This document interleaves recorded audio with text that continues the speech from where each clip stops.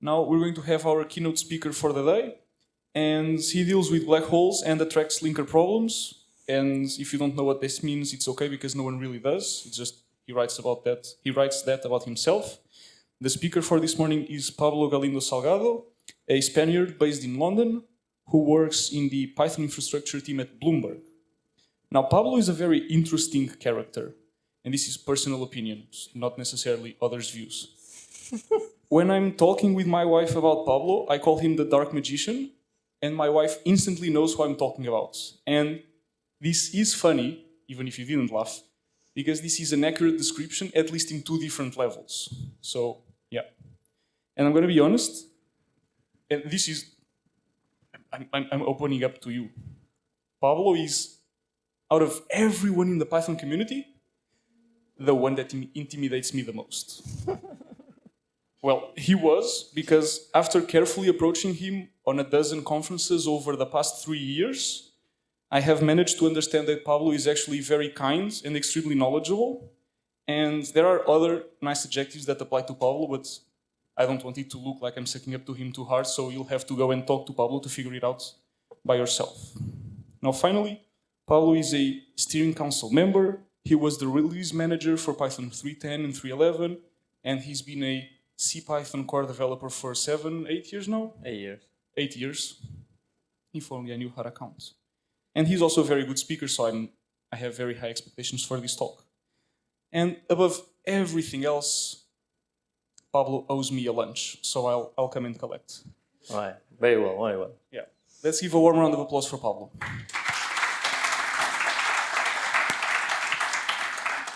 All right. So before anything, eu quero agradecer ao Rodrigo, à organização, o convite para estar aqui convosco.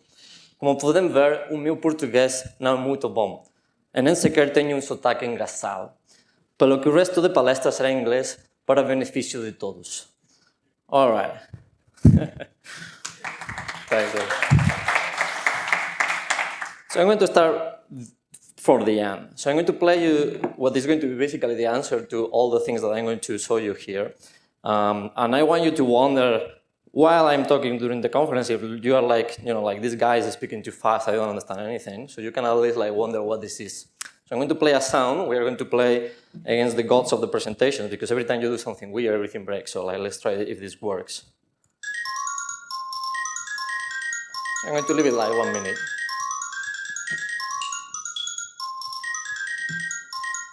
All right. So this sound turns out is going to be very important. So this sound is the answer to something. And I promise that you will be surprised when you understand what it is. But before that, I need to explain a bunch of stuff so you can understand what that is. All right. So Rodrigo has made a very good job to present who I am. I'm going to just mention, like when people ask, like, who are you, right? Like what is this core developer business, right? Because we assume that everybody knows like how the language is made and what core developers are and whatnot. But most people don't know. So like when people say like, who are you? I like to say, hey, I'm Pablo, and my code runs on your computer. This is quite important because like at the end, like when you are making a programming language, and this is like the first interesting thing that I'm going to try to show you, like everything is kind of weird because like you are meeting people that are running your own code, and like they normally complain about things because like this is the thing, right? Like people don't like to talk about like things that they like to talk about things that they don't like.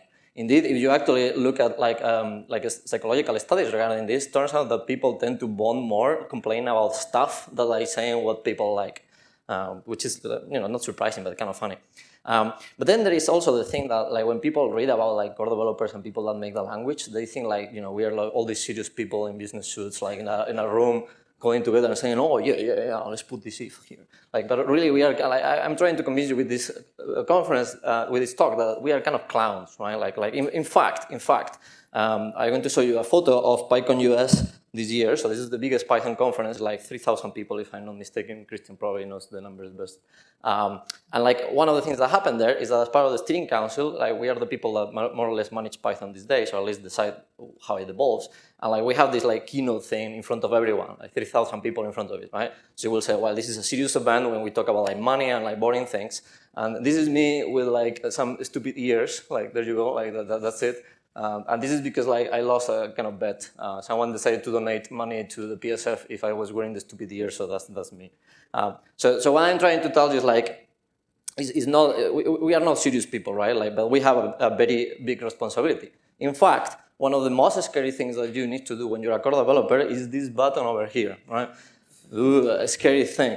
Why is it scary? Well, I mean, you can imagine. You can say, well, I mean, if you press this button, like, you know, like you're merging code to the Python language and like stuff breaks and like whatnot. But like, you know, we don't release on main, right? Like that would be stupid. Can you imagine? We will have like triple complaints. We don't want to complaints. So we do yearly releases. So like, how bad can be to merge things? So just to give you like a perspective on the responsibility and like how many things can go wrong. So let's talk about Python 1 second.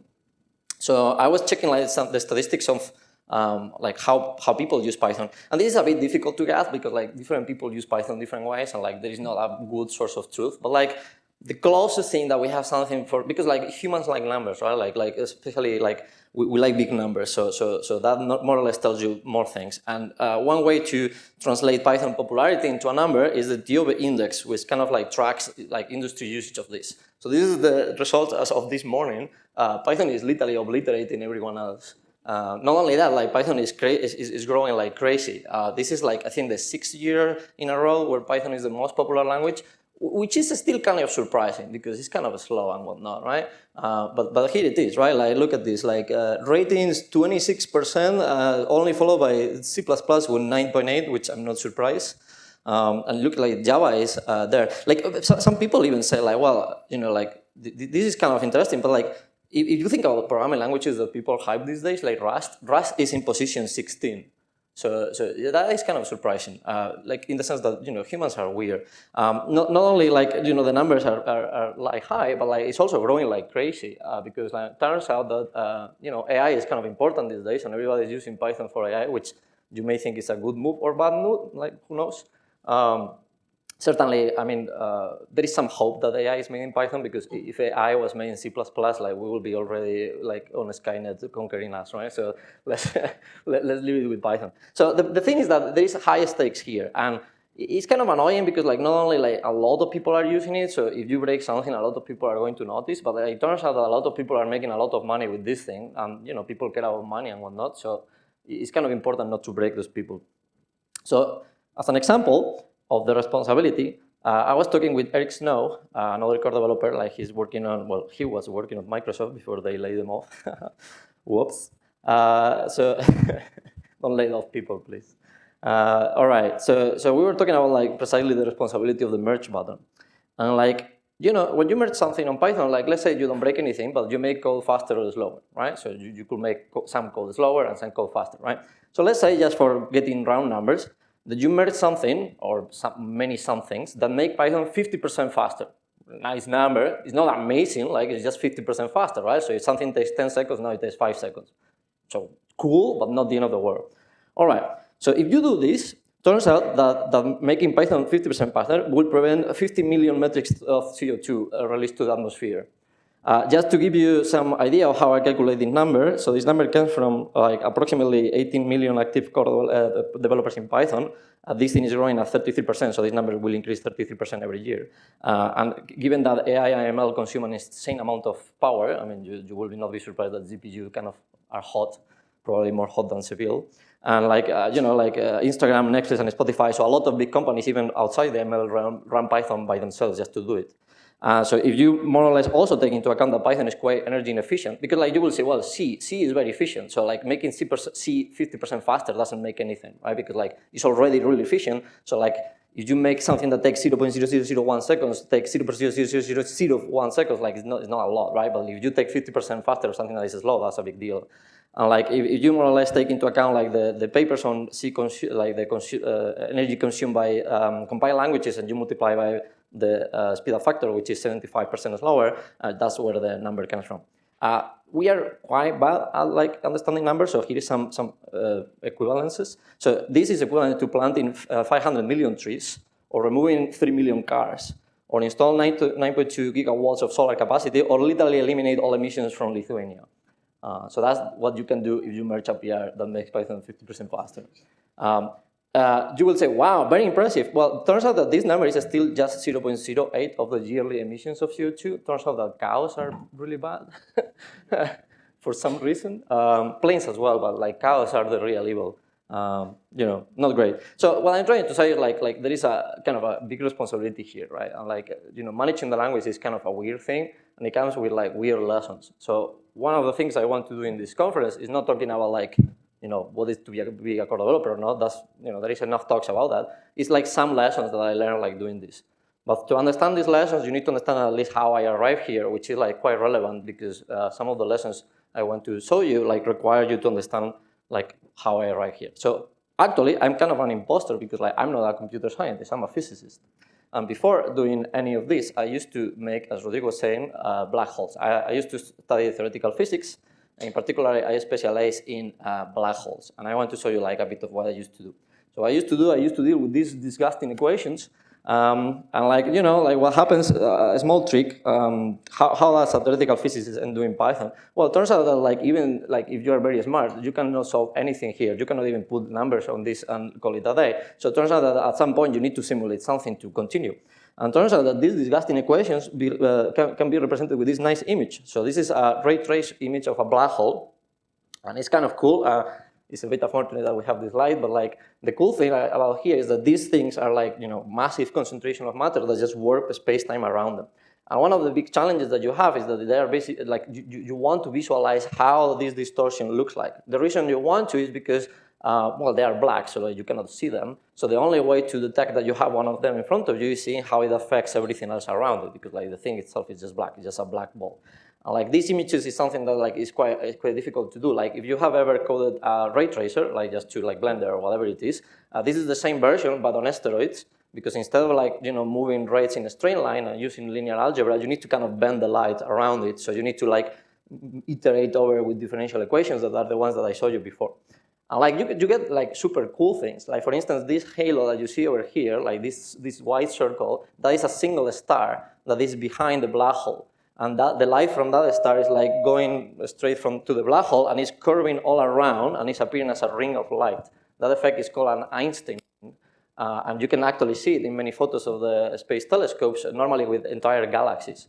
What happens sometimes is that there is stuff around that doesn't allow you to see it. So instead of seeing a nice ring, you see the same image 4 times. That is, for instance, if you search in Google, you can see the Einstein cross. And the Einstein cross is like some very big galaxy that is like, instead of in a ring, it appears 4 times, but it's the same galaxy. This is one of the first detections that we have for this kind of behavior. And to do this, like normally you do like, C++ and like CUDA and whatnot before CUDA was cool and everybody was using it for machine learning. But like it turns out that like most of the time you want some Python layer to just, handle everything. And that's when I started to learn Python. Normally you are not used to these kind of images, you're used to these other kind of images when it's like when you add like what is called an accretion disk. So an accretion disk is a bunch of hot matter that is spinning around the black hole, and like you see it this way. If you ever wonder why does this weird like hat, this is because when the disk goes behind the black hole, all the light from the disk is going upwards, so you think it's going from above. But what you're seeing basically is like the part from behind the black hole, which is kind of cool. And the thing about like below here, this thing over here, is literally the bottom side of the ring that is bending towards you, and it looks like it's coming from here. So you are literally seeing the top of the ring and the bottom of the ring at the same time. Not only that, the black hole is this black ball over here, but if you kind of like, if it was not black and you put some texture, like, I don't know, Santa Claus or whatever, you will see that you're seeing the 360 degrees of the black hole at the same time, because like light from behind the black hole is literally bending around and you're seeing everything. So this was kind of cool, and you can produce like super cinematic images if you are like fake bloom and whatnot, and like people think that you're doing cool things. And like if you just burn all your CPUs and release like 6 million tons of CO2 to the atmosphere, because like I save a bunch, so I can burn them, you can produce these like nice movies when you can see like how if you spin around the black hole, like the kind of distorted plane moves around, which is kind of cool. And why I was doing this? Well, one of the things this was quite important is because what you normally see is this. So this is like a telescope image in X-rays. And what you can see here is that there is a bunch of stars that are moving around something, but there is nothing in the middle, right? Like there is nothing, but the stars look to move around something. In particular, if you look at that one that is like spinning, it's spinning around some black part. There is nothing here. Like normally you would expect like something very bright over there, but there is nothing. So for a lot of years, like people have been plotting these movements, and what you will see is like all these stars are like orbiting this little point in the middle, and that's how we believe that there is a black hole there. But it is a black hole. In science, it's quite important because it's not just like this is by far not enough. It could be like, I don't know, an alien ship or whatever it is, right? So you need to prove that it's indeed a black hole. It's not like just some weird ball that you cannot see. So something that was very important is to produce these images that I showed to you. And then like, very recently we were able to get like some real image using like the Earth as an entire telescope. And we compare those images together, and then we see, okay, they look quite similar. I mean, we do some like more advanced stuff, but like the idea of having those images is that now you can compare them and you can know that this is indeed a black hole. So why I'm telling you this? Because you will say, well, Pablo, like this sounds much cooler than core development. I mean, less CO2 meters released to the atmosphere, but like how you change from doing this cool thing to do this like discuss with people online. So I would say, thanks, hypothetical question. That's a very good question. Turns out that science is kind of bad. So science is really a bad, horrible career, among other things, because it's fueled by your soul, right? Like people normally do science because they love science, and that was my case. I really love science. Furthermore, like one of the things that drive me to do this, which is a very sacrificed path, because like your salary is really bad. Like I remember when I was doing my PhD, my salary was 850 euros a month, and my rent alone was 650, right? But I was doing it because these images were cool, right? But that, like that's kind of like not enough, turns out, because like if you want to start like continuing your science career, it turns out that you need to go to different countries, and you can only stay for a country between 1 and 2 years, and it's like, it sucks, like it's really bad. But the reason I was doing it is because when I started to study in high school, like I really wanted this. Like I really was like super excited about discovering the secrets of the universe and understanding like the secrets of black holes and whatnot. And I was ready to sacrifice anything because that's what I love. But turns out that when I was doing this, I discovered like a bunch of cool things that keep me going. For example, since we are going to release Python 3.14, I thought that this was a nice trivia that I could show you. So one of the results I'm quite proud of discovering is this one. So you don't need to understand anything, it's just to intimidate you.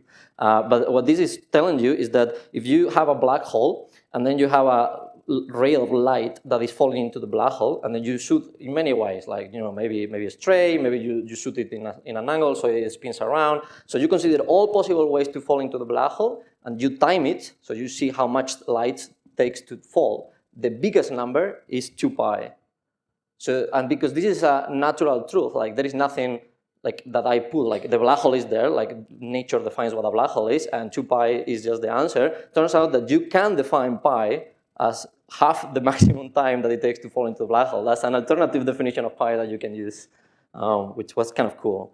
But it turns out that nothing is super cool, so I started to be very, not very happy with like science because like all these situations. And this was a really hard moment for me because, when you're very into something that you're super passionate about and you put your very soul into it, and then you realize that it's shit, then it's not great. And this was one of the darkest moments of my life when I had to decide that I had to abandon science and do something else because like the situation was not stable in time. So I decided to follow the steps of one of my friends that abandoned science and joined Google. So they say, oh, you should study for computer science because there is a lot of money here or whatnot, and like Google is cool. So I started to study computer science, and then my idea was to do some interviews on some company and join that. So for 4 or 6 months, I studied literally all computer science, things from databases, because like physicists know how to code, but it's really disgusting, right? Like we use single letter variables and whatnot, and we call it smart. And the more stars you put in your C code, the more smart you are, because like pointers. Anyway, so there was a lot to understand, like, and when you are interviewing for companies, like the stars are not very impressive, so like that doesn't work. So I had to study a lot. And then I tried to do my interviews at Google. I did like the phone ones that worked very well, and then I did the on-sites when all the on-sites went really well until this happened. The interviewer put me this problem in front of me. It was this. Who recognized this grammar? What programming language is this representing? So this is Lisp, indeed. So the guy, so the guy had a 23-year-old person who was looking like, really scared of being at Google interviewing about this thing, and he decided that a good way to see how good an engineer I was to create a parser for this language. So I struggled a bit. I created a parser with a stack because that's all I knew about parsers at the time, and the guy didn't like my parser, so like he failed me. Oh no! So I failed Google. But then I interviewed for Bloomberg, and they didn't have bullshit questions, so I actually passed. And I've been working at Bloomberg since then. That's kind of nice. But like the important part about this is like, and the parser thing, by the way, remember the parser because it's going to become very funny in a second. But but the important part about this, what I want to tell you is like, this is something that will eventually be important at the end of the talk, which is like, there is a bunch of stuff, like times in your life when like what you're doing is fueled by what you like, right? Like what you like is the promises that you did with your younger self. Like when I'm like, when you think about like how you will be when you are 30 or 40 or whatever it is, you have your image, and that's an inherent promise that you do to yourself. And then when you're not true to those promises, something very deep into your soul breaks. If you have been depressed at any time in your life, you will understand this feeling. It's quite bad. It was so bad that when I decided to join Bloomberg, and I already have the offer, and I was super happy with that, I still felt really bad about myself because I was really like, disappointing my younger self. So one of the things I did is to choose this formula over here. I have it on my arm. So this formula over here is literally the hardest formula that I know how to write. This is the result of studying during 8 years mathematics and theoretical physics. And it's kind of like, I imagine this as going to the top of the mountain and not being able to, arrive to the top, very top, but like arrive quite far and like just plant a flag and say, okay, I arrived to this point, right? And it was a nice thing.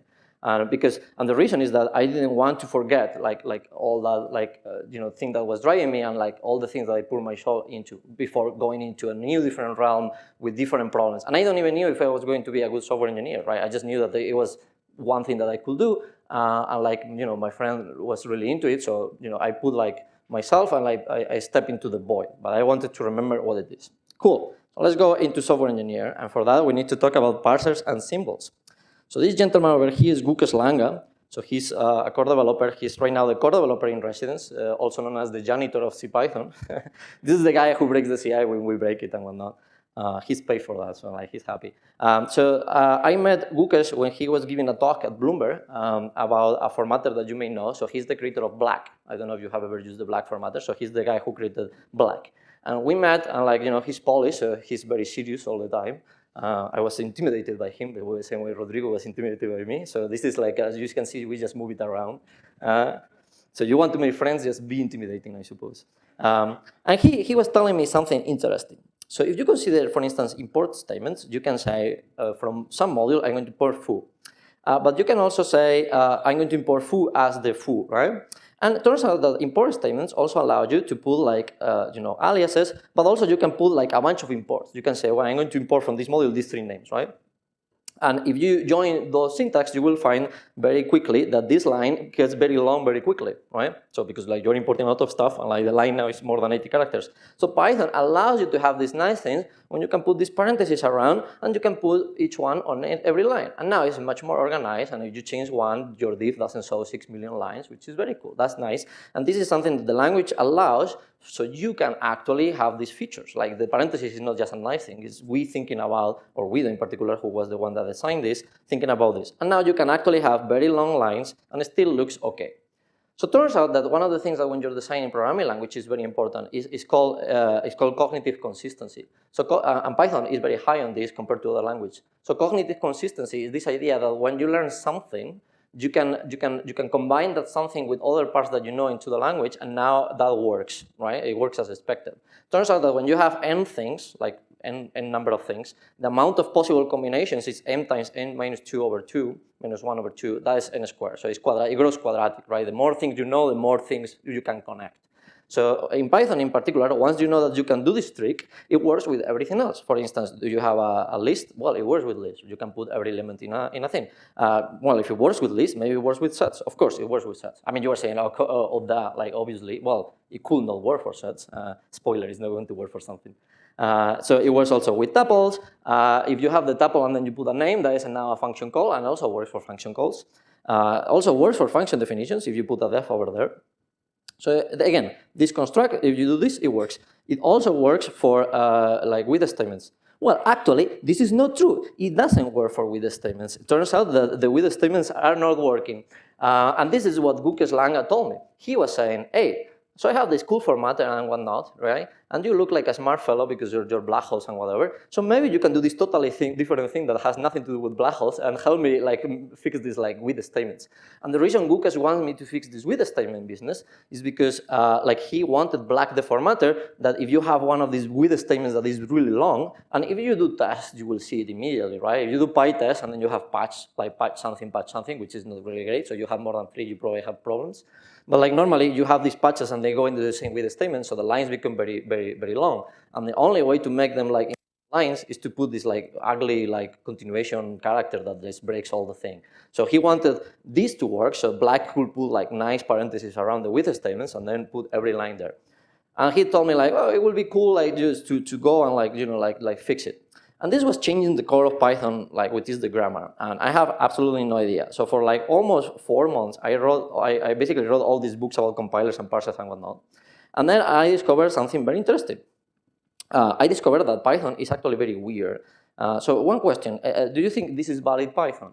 It doesn't, it's not very readable, but like you can squint. So who thinks this is valid Python? Okay, so this is actually valid Python. It's disgusting, but this is the ESD of the expression I showed you. And it turns out that you think that Python is this nice thing, like it's super readable and whatnot, but what the language actually allows you to write is some disgusting piece of code, right? It's just you that you think is nice, but like it's not really nice. It's closer to C++ than you want. So when you want to ask the question, okay, but then what is possible? Like how do I know what is Python? Like what is valid Python, right? That is normally describing the grammar. So we need to describe like what a grammar is very quickly. So the grammar is basically a file when you have a bunch of rules. Normally you have like a name of the rule and then a description of the rule. Description is like telling you what the rule allows. You can have several rules and that maps to different possibilities, so that's called different productions. Normally instead of writing this way, we write it that way with an or. That means that this rule is this thing or that thing. Just to put you an example, this look like this, like regular expressions. So you will say that a rule name, for instance, in this case is the character A 1 or more times. So like 1A, okay, 0A is no, B, no, okay, very easy. You can also put the same as regular expressions, you can put a star and then 0 or more times, and you can describe like a rule as like taking one character and possibly other rules, right? This becomes very complicated very quickly. For instance, this is the part of Python that parses like additions and multiplications. And if you go to the actual grammar of Python, which is very nice because Python is automatically generated, you will see that like the file contains a bunch of things, like, you know, a Python program is a file input, and a file input is a collection of statements, and a collection of statements is a collection of simple statements, and so on and so forth. And this keeps going and going and going. When you have these rules, like the yellow parts that are like literal strings are called terminals, because like that's the last thing, like a while is while, it's nothing else. And the things that are in white, they are the name of other rules, they are called non-terminals. They are called non-terminals because there is something else that you need to figure it out, right? When I say here, for instance, name text expression, that means that there is something else and I need to go there and find out. So it turns out that for a long time, we designed Python to be an LL1 grammar. So an LL1 grammar is a grammar when you are only allowed to look at the next character in the stream to know what expression you are. So for instance, you are in an expression and you see 4, you know it's a for loop because it starts with 4. But you can imagine in another language that we may not name, C++, just looking at the next word probably is not enough. Probably not looking at the 20 next words is not enough to understand what's going on, right? But like Python is the only language, or it was the only language that was an LL1 grammar. And the grammar was surprisingly simple. You may be scared about this, but like this is really, really simple compared to some of the other grammars that you have. And when you have LL1 grammars, like knowing the next token that is possible, so for instance, knowing that all statements could start with for, if, match, whatever, like that's important because if you don't see any of those words, then you know that there's an invalid program, right? If you're parsing a for loop and you don't see for, is incorrect. So knowing that the for loop starts with for is an important thing. So when you have LL1 grammars, it's very important to have something called first sets. The first sets are basically these words that a statement can start with. So for instance, if you see here, print statement can only start with prints, and raise statement can start with raise, but if you look at any statement, you can start with all those words, right? Like numbers or whatever it is. Turns out that when you know this, you can find out how Python is kind of broken. because it turns out that Python was not really an LL1 grammar. It was kind of a hack. So Guido designed it as an LL1 grammar, but very soon, when he started to develop the language, he had to introduce a bunch of hacks. In particular, for instance, when we introduce the walrus operator, like the colon equal, turns out that we have to hack it around because like when you have an expression, it can either be an expression or like an expression equal the walrus, but like there is some ambiguity on the first element, so we have to lie a bit about like the grammar is bigger than it needs to be, just so the walrus kind of works. So instead of writing that, we write this, and this allows things like 3 = 4, which is illegal, but then is invalidated later. So the parser says, yeah, 3 = 4 is totally Python, but then later we say, well, maybe not. And that is a bit disgusting because that is done in this very disgusting C code. And that is bad because it means that the grammar of Python was not really Python, right? And among other things, turns out that these with statements that we wanted to write were not possible because writing these with statements in this way with an LL1 grammar is just impossible. The reason being that when you open the parentheses over there, the parser doesn't know if it's a tuple or if it's the group in parentheses. Like, cannot know. So you can choose one, but then that's not how it works, right? So you need to choose. It turns out that like the grammar was not that great. For instance, this is the rule that parses function definitions. Yeah, not fantastic. So something that we did was, so we went with Guido and my friend Lisandros, and we created a totally new parser for Python. So this parser actually was a big change because like the LL1 parser was literally the first commit of CPython in 1999, and the second parser, the PEG parser, which is the one that we did, was introduced in 2020, which is literally 30 years after that. So you know, if someone tells you, and LL1 parsers are something that normally they teach in university because they are simple, and if people tell you that they are toys, well, it turns out that this is a 30-year toy that worked really well.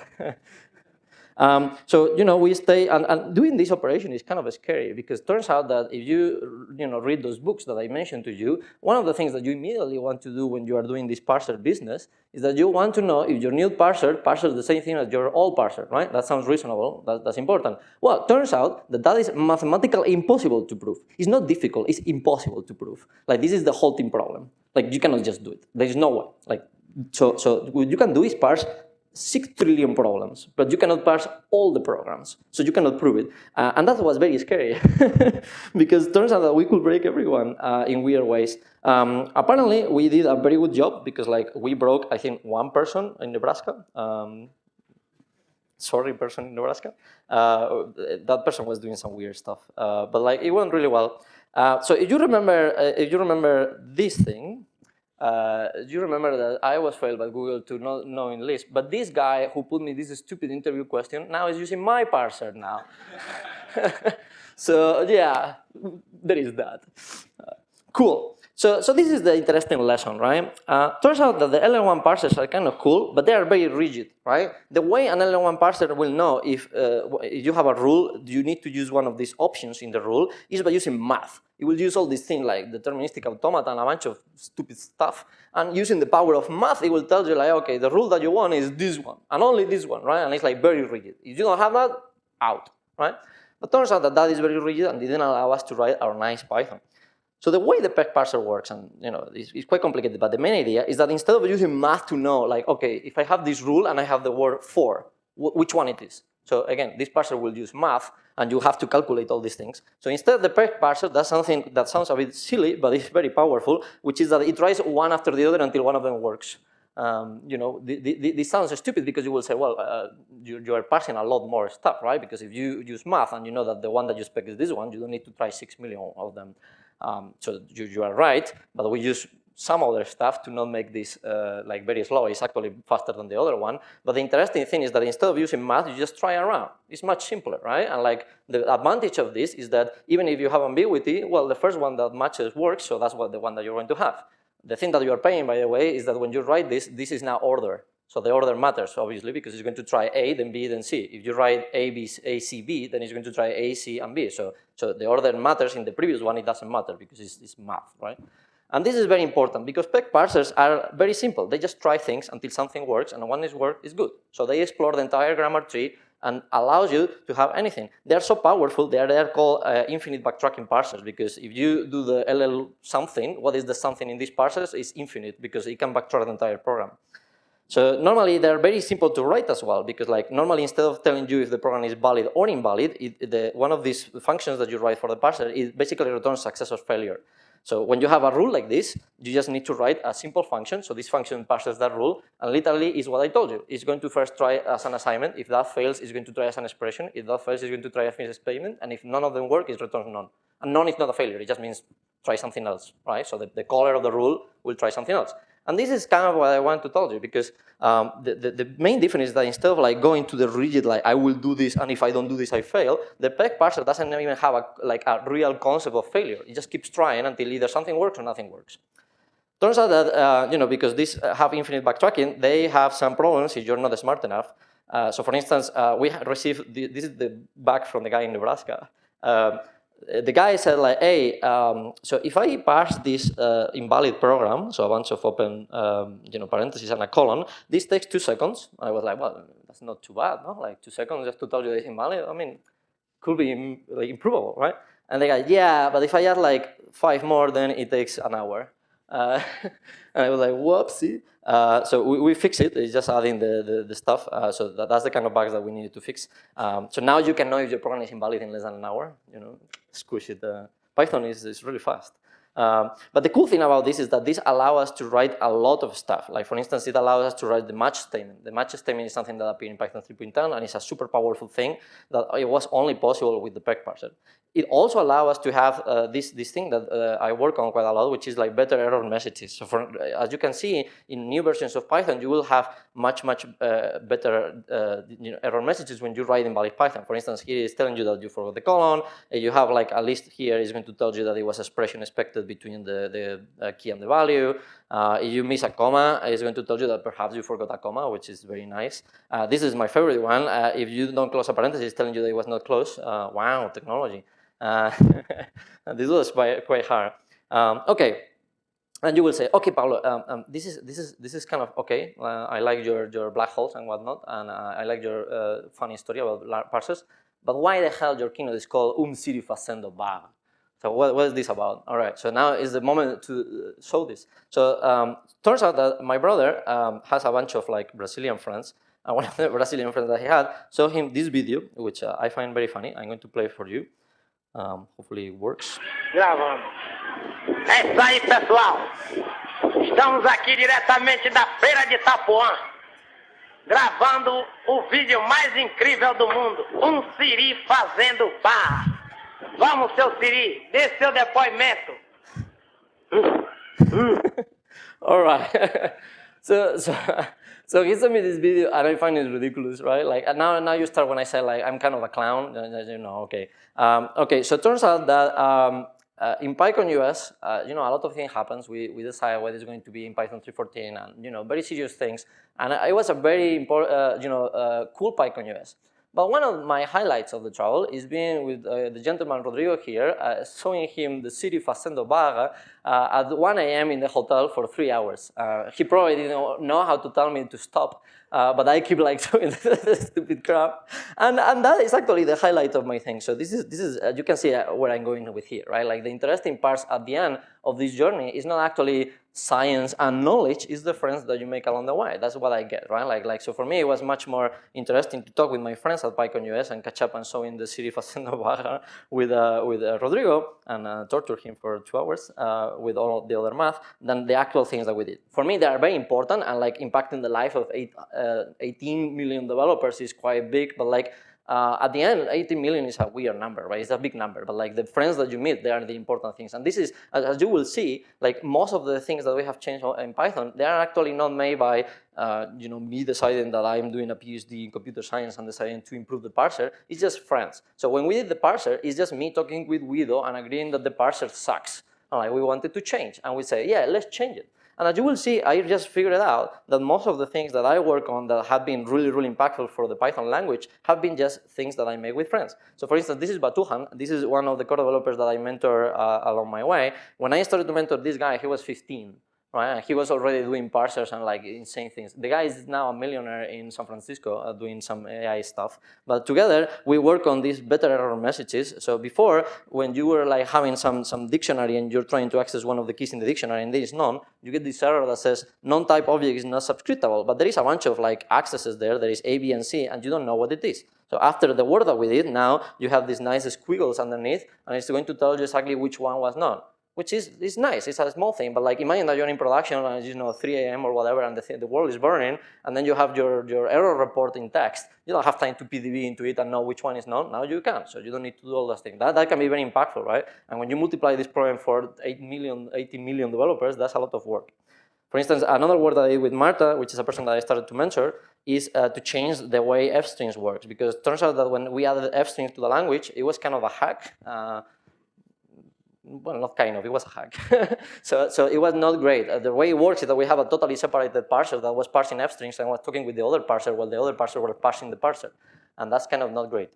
So we actually put like, we spent a lot of time. The PEP is quite complicated. And then now we did proper f-strings. And now you can have, for instance, new lines inside f-strings and emojis and all sorts of things, right? It's a small thing, but it literally formalized the language forever. So now you can have all these different things, because I don't have time for showing you, but there is a bunch of things that you will try in f-strings that before Python 3.12, they don't work. Like, for instance, adding new lines in the strings don't work. So you're trying to do the classic thing when you have a bunch of items in a list, and then you want to show one every line, and you do new line, join, items. That didn't work in f-strings.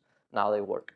For instance, this is Gukas, me, and Victor. So Victor was the person who mentored me initially in CPython. This is at EuroPython. So with Victor, we have made things like trace malloc, improve all the C API, fix NumPy, like all these things is things that we did just because we were having fun, not because we thought it was very important. We are also, when you put two stupid people in the same room, the answer is not two stupid people, it's probably 4 stupid people. Like something that we figured out is that a lot of people think like core developers are very serious people, and we wanted to show people that that's not the case. So for instance, in PyCon US, we have this interesting event. So every single year, all the core developers join in an event called the Python Core Developer Sprint. Normally, it's hosted by different companies like Google and Meta, Bloomberg, whatever. And we go in the room for a week just to work together on Python, right? And try to advance things that we've been working on. So the Core Developer Sprint last year, we had a dinner with a bunch of core developers. So it was Guido van Rossum, Lisandros, Emily, me, and Yuri.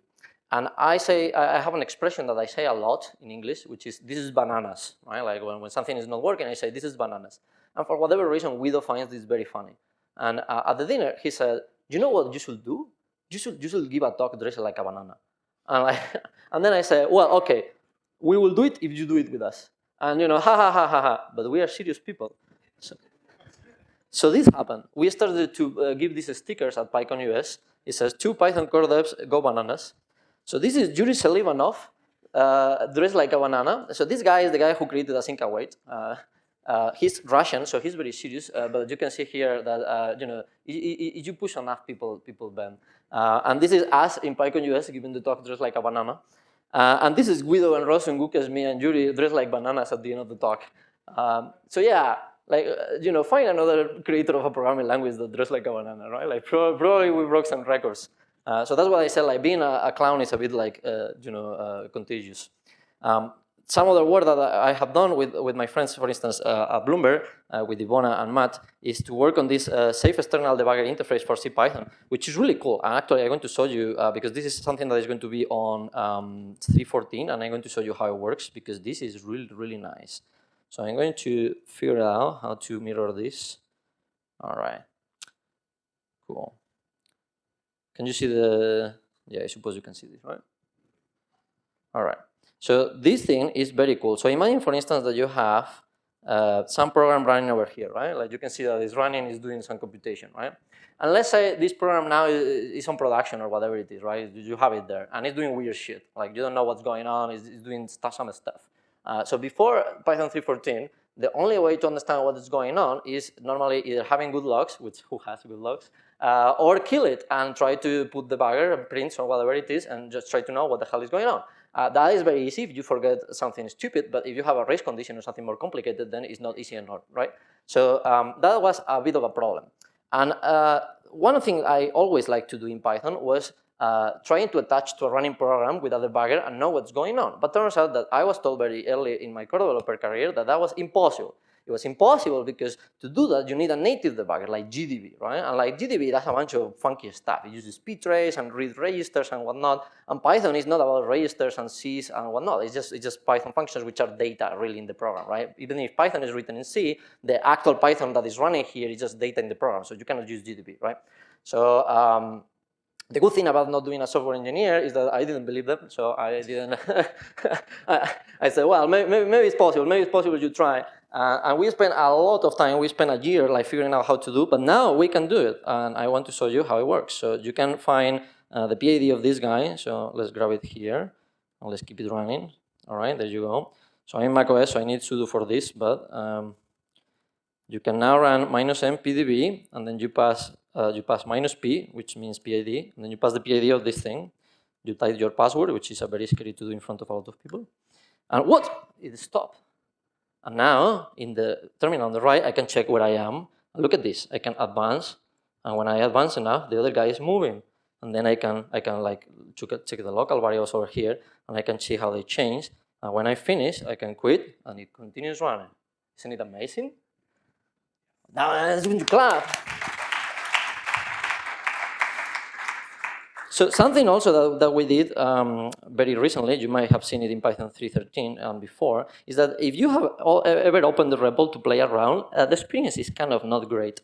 For instance, like let's say you want to write a class, right? So you say class A, and then you say, okay, def foo, and then you say if, oh, I forgot the parameter. Oh no, so you need to press Ctrl-C, and then you want to start again, and it's, oh, okay, I need to go up, okay, again. Oh, I forgot it again. Oh, okay. And then you get angry and you say, exit. Oh, no, you cannot exit. So that sucks. So this sucks, and it was bad. And we said, oh, but can we have a better REPL in Python? And people told us, oh, it's not possible because Python is in C, and like you cannot do a REPL in C and whatnot.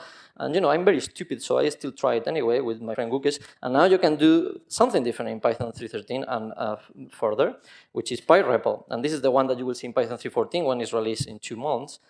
This half works in 3.13, but now it has colors. So when you do this, and then now you forgot your thing, so you say pass over here or whatever. Now you can do up arrow, and you can go here and edit things. So you can go, wow, self, and now it works, and you can like return self or whatever, and it works. And like if you put like a string, now it's color and it's nice. And you type exit, it exits. Very cool. All right. So yes, very nice. Let's go back to the presentation. Cool. So again, so this is the kind of like cool thing. So what I'm going to show you, like what I'm trying to say is that at the end of the day, like a lot of people think like when we develop these changes in the language is because like we sit down and like we analyze 6 million pages of reports of like how the 18 million developers are using Python, and then we decide what next. But the actual reason, like the actual way we develop Python is just with friends, and we say, wouldn't it be cool to do this? And like we just do it, right? That's how it works. And as you can see, we are a bit of clowns. So this is the lesson that I'm trying to tell you. And this goes back to the sound that I was playing at the start, which is this one, right? So what is this? So this is something that I wanted to do with Gukes. So Gukes, apart from being a core developer, he's a musician. And he, has been playing the piano for like more than 25 years or more. And like he does a bunch of music by himself. And we started to do an experiment, which was like cool. Like like this idea of having like a parser that does this infinite backtracking is kind of cool, but it's a bit difficult to understand how it's working or what it's doing. So one thing that we did is that we grabbed the parser, and then we instrumented the Python parser. So every time it's parsing something of a program, it records what it's trying to do. So if you remember, the way the PEG parser is working is that it's first trying something, and then if it fails, it tries something else, and then if it fails, it tries something else. So what we did is that every time it's going to try something, it remembers what it's trying, what is the current token it's looking at, like for or if or whatever it is, and if it succeeds or not. And it generates this ginormous file, because like it goes very fast, and it tries many different things at the same time. So it generates this file, with a lot of data. And then what we did is grab that data and transform it into music. So what you have been like looking at, this is the sound of the Python parser parsing itself. But you can see it's kind of cool because if I show you the other parser, it sounds like weird. It sounds like because like it's just doing weird shit. But this is surprisingly musical. We didn't expect this. You can even see how it's backtracking. That is a backtrack. You see what it does? So it's kind of funky because like it's showing you how like trying things, you know, like a lot of things you will see when you find out about the algorithm initially sounds very stupid, right? And it turns out that this is not only one of the most powerful parsers that you have, but it's surprisingly like musical as well, and it's surprisingly structured. Like you without knowing how it's working, you can figure out that there is some structure in what it's trying, right? Like it's not some random, like let's try shit around. It's literally trying different tokens, and either you can see that the Python program that is parsing is very regular, but also is looking like the parser is approaching it structurally. And this is the lesson that I'm going to teach you. Like when I was doing physics and I was like, you know, wanted to discover the secrets of the universe, I was like the old parser. It was like, this is what I'm going to do. Like, I'm going to do this thing, and like if I don't do this thing, I will not be happy, and like, you know, I will not be a good person. But like, my life has been more like this other person. It's like just trying shit around until something works. So I don't know if I could talk to my younger self and say like, you know, probably I will not be discover the secrets of the universe, but I discovered a bunch of friends, and honestly, that's much better.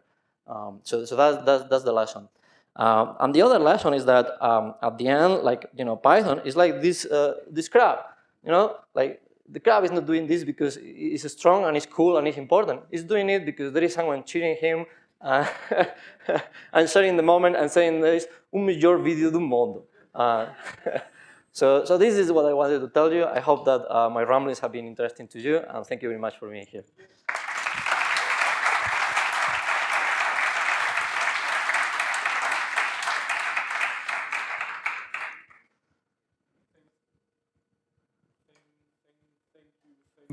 Thank you, Pablo, for meeting my expectations. That was very entertaining and thoughtful.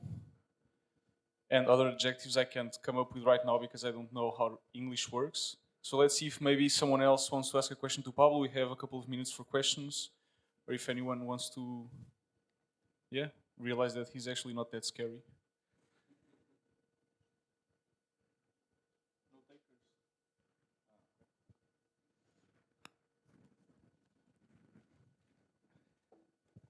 Thank you for the talk.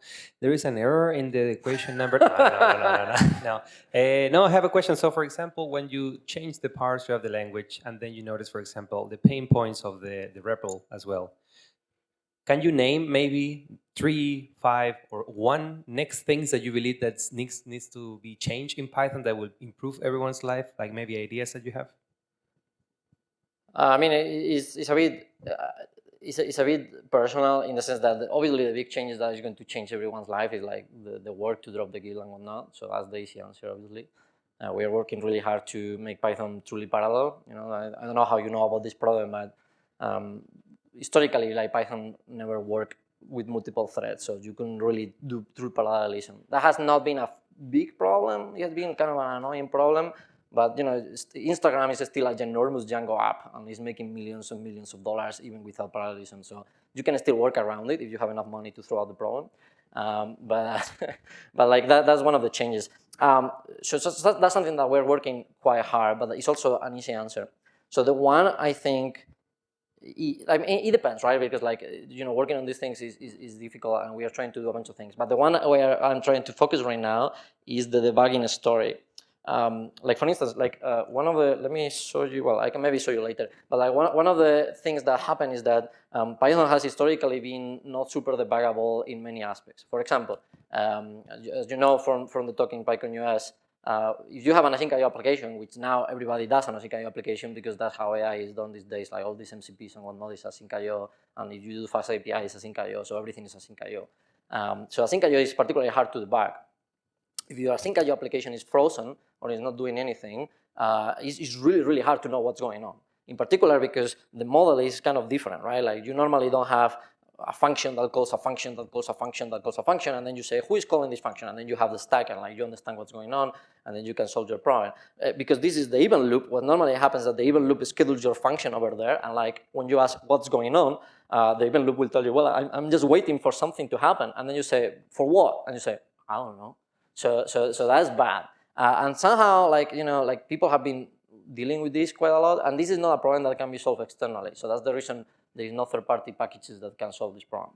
So one of the things, I think it's a very challenging thing because like, making debuggers is really hard. So something that we've been trying to do a lot is, apart from this PDB-P, is to work on like trying to find these like gaps in Python experience and like trying to solve. So for instance, in 3.14, as you know, like there is going to be this like async.io introspection. So now you can have one of these async.io programs and say, okay, but what are you working on? And it will tell you, I'm working for this mega file to download, and it's not downloading, right? So now you know that is what's going on. Or you can know like if you have blocking code in your async.io, and that's what the reason your fast API is having like some mega spikes of throughput or whatever it is.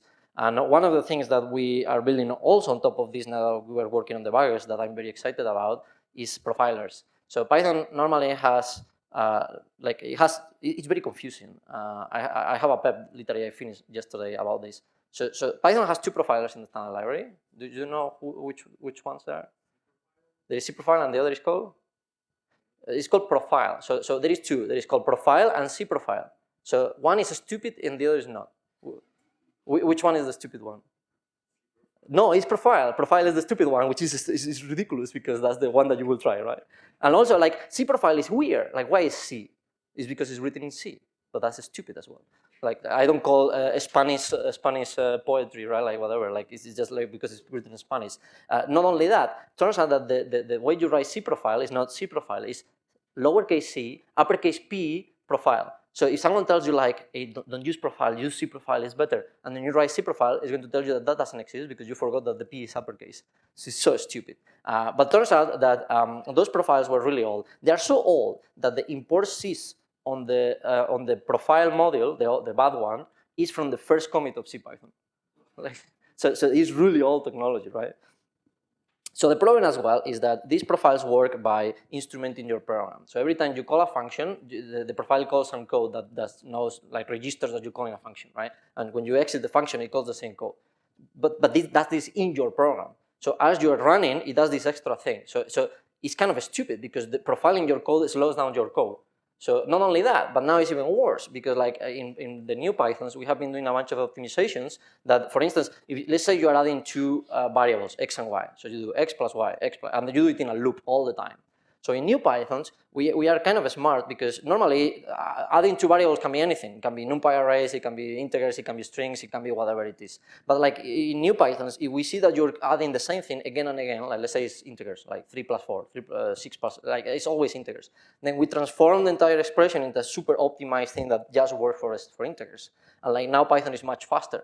But it turns out that when you do this profiling business in the process, that messes up with everything, so it optimizes everything. So not only your profile is messing with your code, it's actually making it slower on demand. So that was a really bad idea. And there has been a bunch of like third-party modules that help here, for instance, PySpy and Austin and a bunch of them. The problem is that one of them is now unmaintained. So PySpy, for instance, is semi-unmaintained, and like you cannot, like it takes years for picking up new versions. But also there is a lot of bugs, and the reason is because these profilers need to kind of like rip into the internals of Python and like understand what's going on, and we keep changing it. So something that we are working on right now, and is going to be on 3.15, Python 3.15, is a new profiler on the standard library, which is called Tachyon. Tachyon is like particles that go faster than light because it's very fast. And that profile is going to be there, it's going to always work, and it's going to be able to work with no-GIL, so with free-threaded Python. It's going to work with async.io, so you can profile async.io, and it samples your program at 1 megahertz, which is literally the physical limit of the sampling rate.